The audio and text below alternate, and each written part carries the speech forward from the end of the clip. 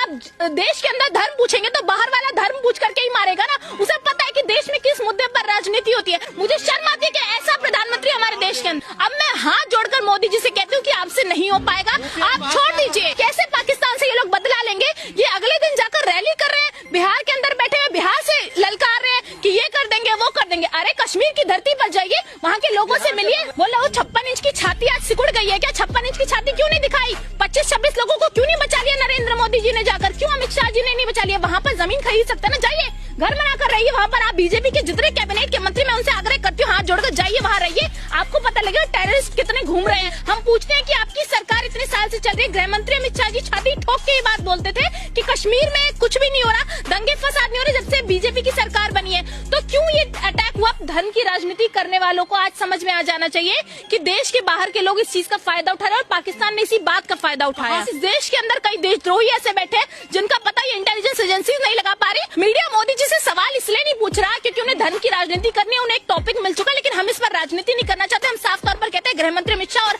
मोदी जी जिम्मेदार है, इस्तीफा दे देना चाहिए उन्हें उनके पद से, क्योंकि वो देश नहीं चला सकते। परेश रावल जी ने अपना दिमाग जो घुटनों में है उसका इलाज अपने दिन का पहला यूरिन पी के कर लिया है। इनकी ये रिलेटिव थ्योरी ऑफ मूत्र विसर्जन वैसे बहुत अच्छी है और मैं तो इसी बात से खुश हूं कि हम सभी भारतीयों ने सभी ने मिलकर ये नहीं सोचा कि हम सब अपना दिन का पहला यूरिन बचा बचा के उससे ये जो ईडी ऑफिस की आग लगी थी इसको बुझा दें। खैर वैसे अब जो बचे कुछ है ये नीरव मोदी और चौकसी के कागजात हैं, उन पे भी मूता जा सकता है जो जलने से बच गए हैं।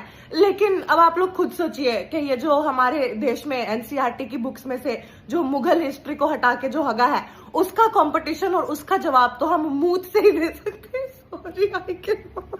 हमारा urine is our body is waste. हमारे शरीर को जो जो चीजें नहीं चाहिए वो बाहर निकाल रहा है। वो यूरिन से वो हमारे शरीर के टॉक्सिन्स को हमारे शरीर से बाहर निकाल रहा है। कोई इसको अपने शरीर में वापस क्यों डाले? अगर तुम्हारा दिमाग सही जगह पे है, घुटनों में नहीं है, तो इसको तुम अपने शरीर में वापस क्यों डाल रहे हो? You want to put something back, you put the Mughal history back into the NCERT books, ताकि कम से कम हमारे बच्चों को पता तो रहे कि ये लोग भाई साहब हमने किस किस से लड़ाई करी है, किस किस से हम लोग जीते हैं, हमारे देश की एक्चुअल हिस्ट्री क्या है। अभी परसों तो आके गए हैं मुगल लोग, बच्चों को पढ़ लेने दो। You want to put something in the right place, you put the documents of fraudsters जो हमारा देश छोड़ के हमारे देश का पैसा लेके भाग गया, उनके डॉक्यूमेंट्स को सही जगह पे रखो। पता नहीं ये ऐसी जगहों पे हमेशा आग कैसे लग जाती है।